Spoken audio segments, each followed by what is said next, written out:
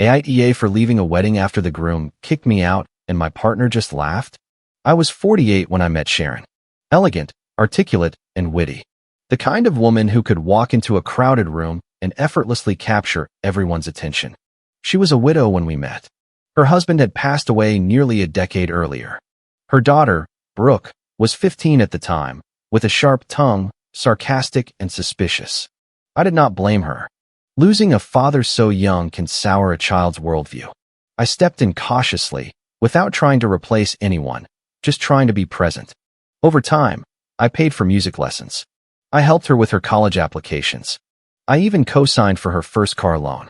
But no matter how many birthday cakes I bought or how many math problems I solved at midnight, I always felt like a visitor in her life.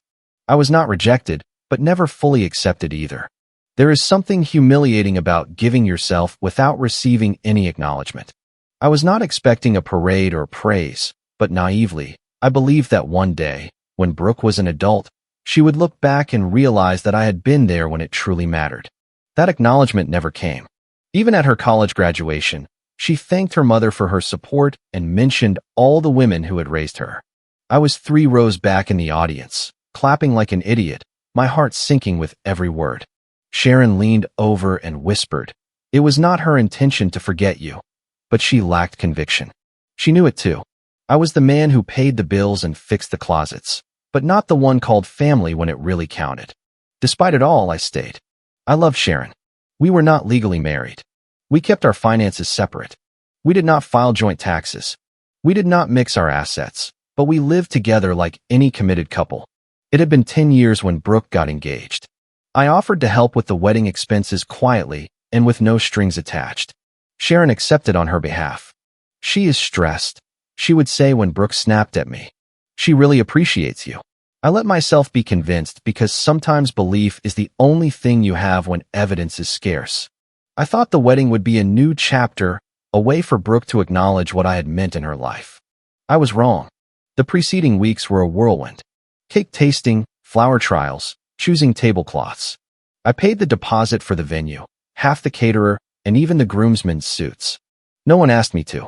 No one thanked me either, but I kept showing up, confusing constancy with affection, loyalty with love. When I asked Sharon if she thought Brooke would say something at the rehearsal dinner, she just smiled. Do not rush her, let it come naturally. But naturally never came. The dinner happened. Toasts were made. Her biological father, absent for 2 decades, was mentioned. Me, nothing, not even a glance. Despite everything, I got dressed up for the big day. Navy blue suit, crisp white shirt, polished shoes. I stayed in a corner of the reception hall watching the guests twirl in a whirlwind of clinking glasses and camera flashes. Brooke was radiant, and I admit it, there was a moment, a brief instant, where I felt proud. I had helped raise this girl, to pave a way for her where there was none. Maybe that would have been enough. Maybe if the evening had ended in silence, I could have swallowed the omission. But no, it ended with a microphone and a comment that broke something inside me. Her groom took the microphone for a short speech. Everyone clapped. He thanked his parents, his groomsmen, the caterer. Then he looked directly at me and said, "And to the man whose time has passed, you have no business being here, old man. Your role in her life is over. Go home." Laughter. Not timid, not awkward. Deep roars of laughter from her family's side. And Sharon, my Sharon, smiled. She actually smiled. She did not stand up, said nothing, did absolutely nothing, except smile as if it were all an innocent joke. I stood there, my heart beating like a war drum in my chest. For a moment, I thought maybe I had misheard. But then, Brooke leaned toward him laughing, whispering something to him, and both of them looked at me again. I did not wait for a signal to leave. I walked out slowly, deliberately, dignity woven into every step. No one followed me, no one called out. The music was still playing when I reached my car.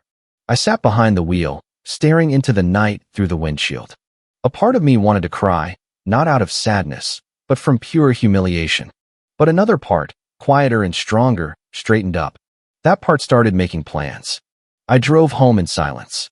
A silence that does not comfort, but burns. I did not turn on the music. I did not replay the moment on a loop. It was not necessary. It was engraved, indelible. I walked into the house and looked around. Her perfume still lingered in the hallway. Framed photos of the three of us on the staircase, but they no longer meant what I thought they did. I was a background character in a life that had moved on without me. Now, it was my turn to move forward. The air outside, away from the venue, felt too cold for August, or maybe it was just me. I remember shivering in the parking lot, not from the wind, but from the shame. Humiliation slowly wraps around you like a rope until you no longer realize you are already tied up. That is what I felt in that moment. I was not just the punchline of a joke, I was the joke. And the worst part was not what he had said, it was the way she had laughed. Sharon, my partner of 10 years, smiling as if she had not just witnessed the destruction of my dignity. I did not start the car right away. I sat for a moment looking at the brightly lit entrance where the party continued in full swing. The music echoed softly, mixed with laughter that now sounded mocking. My phone vibrated once, a random notification, not a call, not a text from Sharon, not even to check if I was okay. That silence said more than any cruel toast. It said I was disposable, that my presence was not needed. I had not just been told to go home. I had been shown that I was never part of that home. I thought about going back in there, saying something, demanding respect. But what was the point? To beg for dignity in a room full of people who had just laughed at my expense? No, I had already begged in my life. Once in my 20s when I lost a job, another time in my 30s during a health crisis, and again when my father died. I begged the universe for 5 more minutes. But not now. Not for people who did not deserve my voice. I started the car and drove home, the headlights slicing through the night like a blade on paper. The house was empty, as I expected. I walked in, set my keys on the counter. The sound echoed in the silence. A brutal contrast to the chaos I had left behind. I did not cry. Not yet. I did not exactly feel sadness. It was something sharper than sadness, something that felt like betrayal mixed with clarity. I moved like a man possessed. I pulled her suitcases out of the hallway closet, the ones she used when visiting her sisters. I packed them calmly and meticulously. Her dresses, her shoes, the skincare products she lined up in the bathroom like museum pieces. I did not throw anything away. I did not yell. I just packed. A part of me was still in shock. Not because of what the groom had said. I expected that from someone immature, but because of Sharon's reaction. I had never seen her face light up in such a carefree laugh, so detached from what was happening, as if she did not even see me. Maybe she had not seen me for years. Maybe I was just there to take up space, pay the bills, fix broken things. That night made me realize something I had been too proud to admit. I had stayed too long. I had loved too hard. I had given too much to people who gave so little in return. I snapped the last suitcase shut and set it gently by the door. I sat on the living room couch, the same one we had picked out together 5 years earlier at that overpriced furniture store she loved. I remembered how she had insisted on the cream color, even though I warned her it would get dirty easily. It did not matter. She wanted what she wanted, and maybe that was always our dynamic. I yielded, and she took. I watched the clock pass midnight. Still no text, no missed call, just thick, suffocating silence. Around 3 o'clock in the morning, I finally stood up. I went into the bedroom and opened the second closet. That was where she kept her keepsakes, albums, photos, letters, little trinkets. I did not throw them away. I was not cruel. I put them in a box. I taped it shut and placed it by the door with the rest of her belongings. If she wanted to reminisce, she could do it somewhere else. This house was now mine. Not legally, not completely, but in every way that mattered. And the energy she had left behind had to go with her. I did not sleep that night. At 4 o'clock in the morning, I brewed some coffee and sat in the backyard listening to the wind in the trees. The kind of sound that normally brings peace. But that night, it just sounded like background noise in a life I no longer recognized. I thought about all the times I had defended her. When friends said I gave too much, when my brother asked why I had not proposed, why she had not even put my name on the deed, when my co-workers raised their eyebrows seeing how often I paid for Brooke's extravagances. I had defended them with the ferocity of a man who believed in loyalty. Now, I just felt like a fool who had confused loyalty with denial. The sun rose slowly, tinting the grass gold. I felt a strange calm settle over me. It was not happiness, more like acceptance, as if I had crossed a line I could not uncross, and that was perfectly fine. Sometimes, the end of something brings relief, not sadness. I was tired of being tolerated, tired of being polite while my worth was quietly ignored. That toast was not just a moment, it was a mirror. And finally, I saw what was staring back at me. Around 10 o'clock in the morning, I heard the car pull up. Sharon was back. I did not go to the door. I did not need to. She rang the doorbell twice, then banged once with her fist. I let her wait. The suitcases outside said it all. I heard her voice through the door. High-pitched, annoyed. Seriously, she snapped. What is this? I opened the door just enough to look her in the eyes. She looked exhausted from the long night, with her makeup smudged and her hair still pinned up, but messy. You do not live here anymore, I said. My voice did not shake. Take your things and leave. Her eyes widened. Are you kidding? You are acting like a child. It was a joke. Are you insecure? There it was, that word. Insecure, the favorite accusation of those who never bother to consider how their actions affect others. I did not argue. I did not explain. I simply said, you laughed. That told me everything I needed to know. Then I closed the door slowly. Deliberately. The door shut with a click of finality that even surprised me. I stood there for a few seconds, motionless, just listening. I could hear her breathing on the other side, short, furious exhales, as if she could not believe what I had just done. I pictured her standing there, in disbelief, staring at her suitcases like they were foreign objects. This was a woman who had never been told no, not by her daughter, not by me.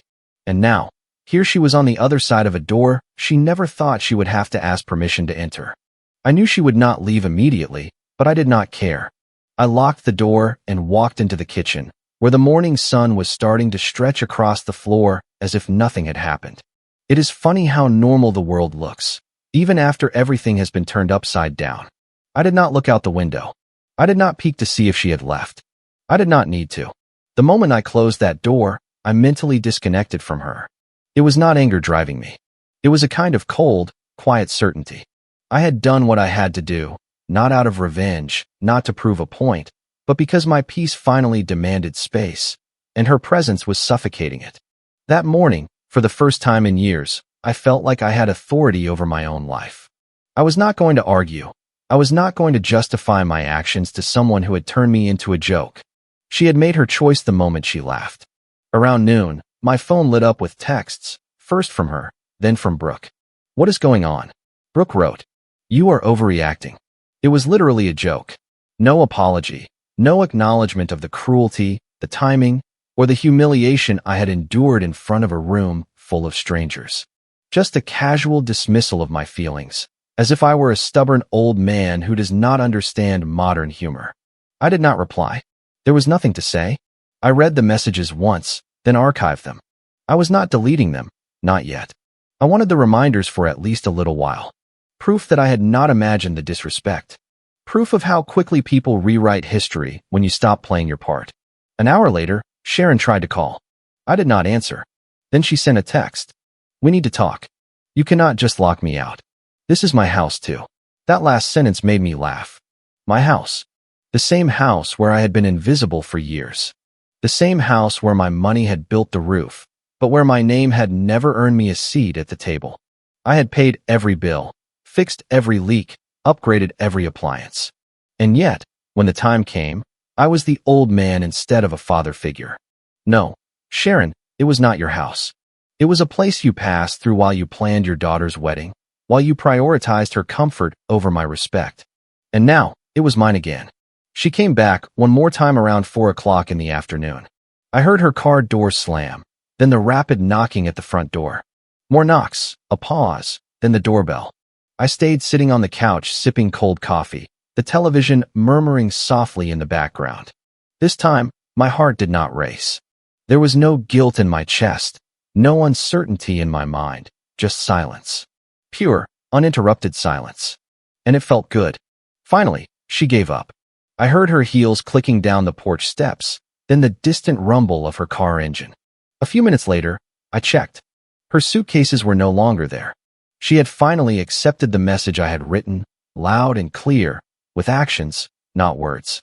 That night, I slept better than I had in months, without tossing and turning, without waking up with the weight of things left unsaid. Just deep, uninterrupted, clean sleep. It is amazing how much space peace takes up once you finally make room for it. The next morning, I walked slowly through the house, touching things I had not noticed in a long time. The dining room table where we hosted dinner parties that always ended with her whispering criticisms under her breath. The living room where I would see her absorbed in her phone instead of acknowledging my presence. The bathroom counter where her things took up every inch. Everything felt different now, lighter, more honest. Later that afternoon, I received a call from her sister Stephanie. I hesitated to let it ring, but curiosity won out. I answered, ready for any accusation, but her voice surprised me. Soft, cautious. "Hi," she said. "I just wanted to see how you were doing." I did not reply immediately. She continued, "I heard what happened. I am not here to judge. Are you okay?" That caught me by surprise. In a world full of people telling me I was wrong, here was someone simply asking if I was okay. "I am okay," I said, pausing. "Better, actually." She went silent for a second, then said, "For what it is worth, I think they crossed the line." That toast was not funny. And Sharon, she should have said something. I thanked her. I hung up and sat in that moment a little longer than I intended to. It is strange how quickly people take sides after a fracture. Some rush to protect the family narrative. He snapped. He is bitter. He is insecure. Others, though fewer in number, look closer. They remember the years, the little moments, the quiet sacrifices. Stephanie had seen me take Brooke to the dentist when Sharon was sick. She had seen me cook dinner for everyone. She had seen me cleaning alone while the others laughed in the living room. Maybe she was the only one who really paid attention. Maybe it only takes one person to validate your story for it to become real again. By the end of that week, the house was clean. I boxed up the remaining reminders, her throw pillows, her books, the framed wedding invitation I had put on the shelf. I donated some things, stored the rest in the garage. The house did not feel empty. It felt reclaimed. My routines slowly returned. Morning walk, grocery lists thinking only of myself, long silences where I could finally hear my own thoughts. I did not miss her voice. I did not miss the way she made me feel small in rooms that I paid for. What I missed, I realized, was not her. It was the version of myself I had abandoned trying to make her happy. By the following Monday, the narrative had shifted. I was no longer just the man who walked out of his stepdaughter's wedding. I was now the unstable one, the dramatic one, the old man who could not take a joke. Word travels fast in families, especially when a wedding is involved. What had been a moment of personal clarity for me was now a public spectacle for them. They had not seen what happened. They saw what they were told. And I am sure Sharon wasted no time repainting the picture. I could almost hear her voice recounting it. He snapped. He embarrassed us. He humiliated Brooke on her big day. My phone vibrated with messages all week. Her sister Megan wrote, "You really hurt Sharon. She did not deserve this." Brooke sent another text. "You know my groom was joking, right? I cannot believe you took it this far." But the most infuriating part was not what they said. It was what they did not say. No one asked me if I was okay. Not a single person stopped to ask why I left. They all had their conclusions ready before the dust even settled, as if my 10 years of commitment could be erased in a single moment of nonconformity. That was the part that hurt, the erasure of everything I had done, replaced by a caricature they were far too eager to believe. A few days later, my brother Eric came to see me. He knocked like he always did. 3 quick little taps, no doorbell. I let him in. At first, he did not say much. He just handed me a coffee and sat in the chair across from me. We watched television in silence for a minute before he finally said, "You did the right thing." His voice was firm, without an ounce of drama. "I have been to your house. Remember? 3 Christmases in a row. Never, not once, did she introduce you as her partner. Always just Michael. Never my husband, not even my boyfriend. Just Michael." I nodded slowly, grateful that someone else had noticed. It is incredible how lonely the truth can feel when everyone else is clinging to a lie. Eric leaned forward, elbows on his knees. "Do you think they would have reacted the same way if it had been Brooke's biological father who stood up and left?" he asked. I did not answer. We both knew the truth. They would have begged him to come back. They would have forgiven him. They would have made excuses for him. To them, "You were not family," Eric said. "You were convenient. A man who made things easier." That sentence stuck with me. Convenient, exactly what I had been. Reliable enough to lean on, invisible enough to brush aside. I was never part of their story. I was just the scaffolding behind the scenes. That evening, I got a voicemail from Sharon. I almost did not listen to it, but something pushed me to hear her voice. She sounded tired, like someone rehearsing her pain for an audience. "I do not understand why you are doing this," she said. "We built a life together. You are throwing it all away over a tasteless joke." That word again, joke. As if humiliation was humor, as if the whole room laughing at me, as if I were a senile intruder, did not deserve to be taken seriously. "I want to come over and talk," she concluded. "You owe me that much." But I owed her nothing. That was the whole point. The next day, I got a text from Todd, a friend I had not spoken to in months. We had worked together before he moved 2 towns away. I heard what happened. The text read, "If you are free tonight, I am bringing over some beers." I did not hesitate. He arrived around 6 o'clock in the evening, holding a 6-pack like an olive branch. We sat on the back porch while the sun dipped behind the trees, drinking slowly and talking about nothing for a while. Football, retirement, the absurd price of tires these days. Then, when the conversation lulled, he looked at me and said, "It was not a joke, Michael, it was a warning shot. He was telling you that you were out of her life, and your partner confirmed it." I did not answer, but I felt every word settle like stones in my chest. Todd's visit reminded me that not everyone drinks the family Kool-Aid. Some people still value respect. Some understand that peace is not about avoiding conflict, but about setting boundaries. He told me a story about his own divorce, how his ex had once invited him to a family barbecue just so her new boyfriend could sit at the head of the table in his old chair. Right then, I knew, he said. They were not inviting me. They were daring me to swallow it. I left my plate untouched and walked out. We clinked our bottles. Men like us had seen enough to recognize when we were being set up for the slaughter. The following morning, I was woken by another knock at the door. This time, it was Brooke. She had not texted beforehand. She had not called. She just showed up. I opened the door and stood in the frame, arms crossed. She looked different without the wedding makeup, maybe tired, or just less shielded by the celebration. "I just want to talk," she said curtly. "Can I come in?" I hesitated, but something told me to hear her out. I stepped aside and let her pass, though I offered her neither coffee nor water. We were no longer family, just 2 people occupying the same space for a few uncomfortable minutes. She sat on the edge of the couch with a defensive posture. "You made a scene," she started. "At my wedding." I raised an eyebrow. "Your groom made a scene," I said. "I just left." She waved her hand as if brushing away dust. "It was a joke, Michael." "Goodness, do you take everything so personally?" My voice remained calm but cold, because yes, it was personal. She opened her mouth, but I cut her off. "He told me I did not belong." "And you laughed." "Your mother laughed." "That is not a joke, it is a message." She rolled her eyes. "You are being dramatic." That was enough. I stood up. "This conversation is over," I said, walking toward the door. She stood up too, arms crossed. "Do you really think cutting us off is going to make you feel better?" I opened the door without answering. She huffed, brushed past me, and walked out. I closed the door behind her with a sense of finality. Another layer had peeled away, another person showing their true colors. And once again, I felt no regret. I felt clean. Sharon came back on a Saturday. I knew she would. The silence had lasted long enough to make her uncomfortable, and she was not the type to sit quietly in the mess she had made. She needed to fix the narrative, or at least shape it until she could live with her version of it. I saw her car pull up from the front window. She did not come empty-handed. A bag on her shoulder, a folder under her arm, as if she were bringing evidence of our life together, or maybe proof that I was wrong to end it all.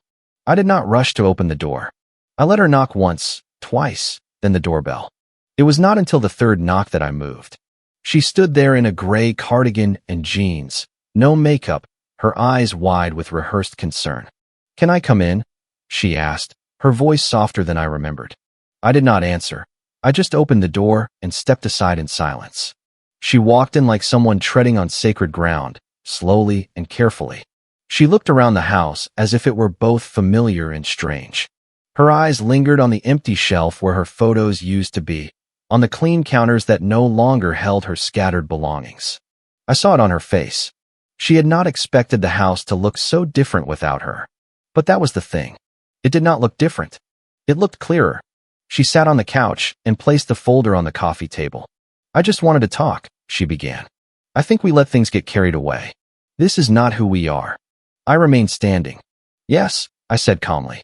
It is exactly who we are. You just never thought I would notice. She flinched at those words, a subtle movement as if the truth had cut too close to the bone. She opened the folder and pulled out old photos. Us at a barbecue, at Brooke's graduation, at her mother's birthday. This meant something, she said. I did not look at the photos. It meant something to me too. But it stopped meaning anything the moment you laughed. She sighed, setting the photos aside. He did not really mean it. He's young. He was nervous. He tried to be funny, and he failed. I could almost respect her dedication to the script. Almost. It was not just him, I replied. It was you. Your silence, your smile, the way you just sat there while I was being humiliated. She crossed her arms, shifting her posture. You are overreacting. It was one moment. You left before anyone could even say anything. I leaned against the wall, arms crossed. You had seconds, Sharon. Seconds to stand up, to say it was not right, to look me in the eye. And you did nothing. That silence was not neutral. It was a choice. For a second, her face softened. Not with remorse, but with frustration.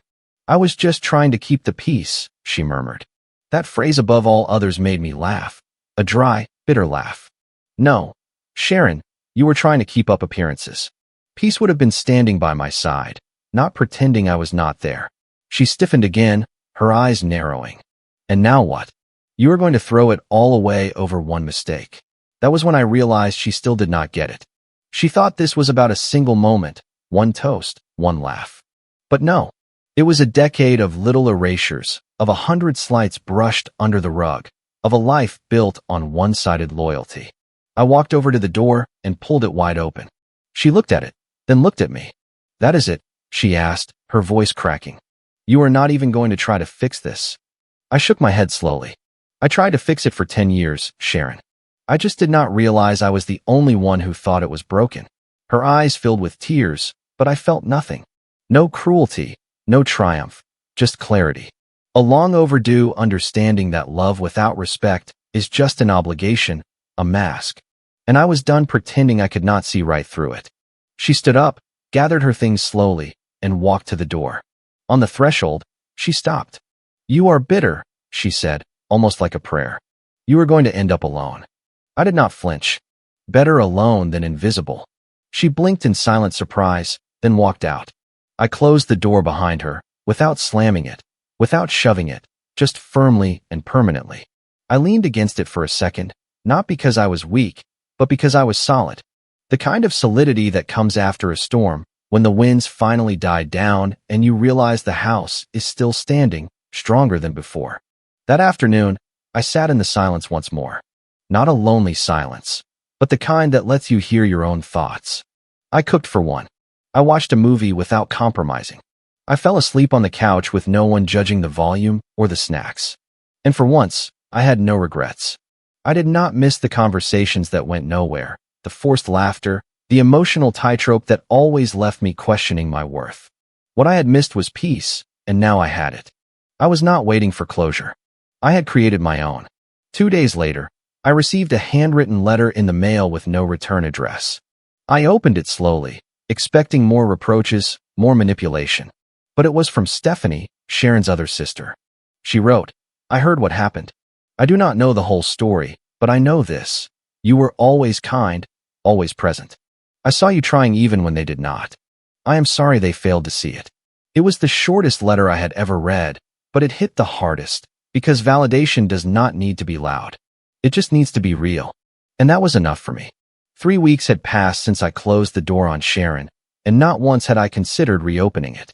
There is something liberating about making a decision that requires no one else's approval. No second-guessing, no nights tossing in bed with guilt. Just air. Clean, quiet, undisturbed air. The kind of air that does not carry the weight of unspoken resentment or the invisible tension of keeping someone else emotionally comfortable at your expense. My days became simple. Coffee at 7 in the morning, a long walk around the neighborhood, afternoons tinkering in the garage or reading the books I always said I would get to one day.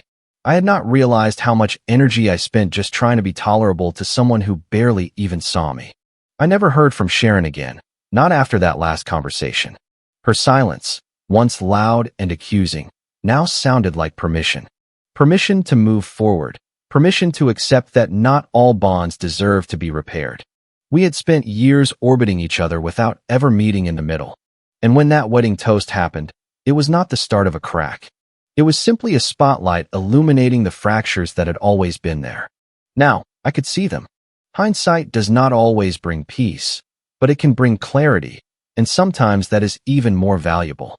The community around me adjusted in its own way. Some people who had always been our friends faded away, unsure of whose side to take. I did not blame them. Neutrality is easier than the truth for most. But others surprised me. My neighbor George, a retired professor who had barely said hello to me for years, stopped me during my morning walk. "I heard what happened," he said, leaning over his fence with a knowing look. "Good for you." Most of us would have just swallowed it. I laughed, not out of pride, but out of disbelief at how many people had seen things I thought were invisible. Maybe I was not crazy after all. Maybe I had just gotten too good at pretending I was not hurt. Even the house felt different. I started redecorating. Not because I wanted to erase Sharon's presence, but because I wanted the space to finally reflect me. I painted the walls a soft, deep gray. I changed the curtains, took down the framed photo of us in Cabo, and replaced it with a mountain landscape I had always admired. No more forced smiles, no more manufactured joy, just things that brought me calm. I did not blast loud music. I did not throw a party. I just let the quiet stretch out like a new tenant in an old house, and it felt good. It felt earned. A month after the wedding, I got an invitation to a barbecue at Todd's. He had gathered a few of the guys, former co-workers, a couple of cousins, and invited me. I almost said no. I was not sure I was ready to explain everything in a social setting, but then I remembered how isolating it was to be surrounded by people who did not see me. I owed it to myself to show up where I was welcome. When I arrived, Todd greeted me with a beer and a nod. "You look better," he said, handing me a plate. "Like you lost some weight, but not the kind you measure in pounds." I laughed. He was not wrong. Later that evening, one of his relatives, a woman named Nicole, asked about the wedding. She did not do it with judgment, just curiosity. "What happened?" she asked gently while we were sitting on the porch. I told her the truth. Not the dramatized version, not the family friend spin. Just the simple, painful, and necessary truth. Her expression did not change, she just listened. When I finished, she said, "That was not a joke. That was cruelty dressed in a tuxedo." "It is easier for people to laugh than to confront how little they valued someone," she added. "But you did not let them write your ending." Those words settled in my chest like a bomb. After the barbecue, I drove home under the stars, windows down, the warm, soft air against my face. I did not feel lonely. I felt open, as if something inside me had finally unlocked. I did not need revenge. I did not need Sharon to beg, or Brooke to apologize. I did not even need their understanding. What I needed was peace. And for the first time in years, I had it. Not because they gave it to me, but because I stopped giving them control over my worth. The silence in the car felt familiar, but now it was friendly. Not empty, just mine. A few days later, I got a text from an unknown number. I heard what happened.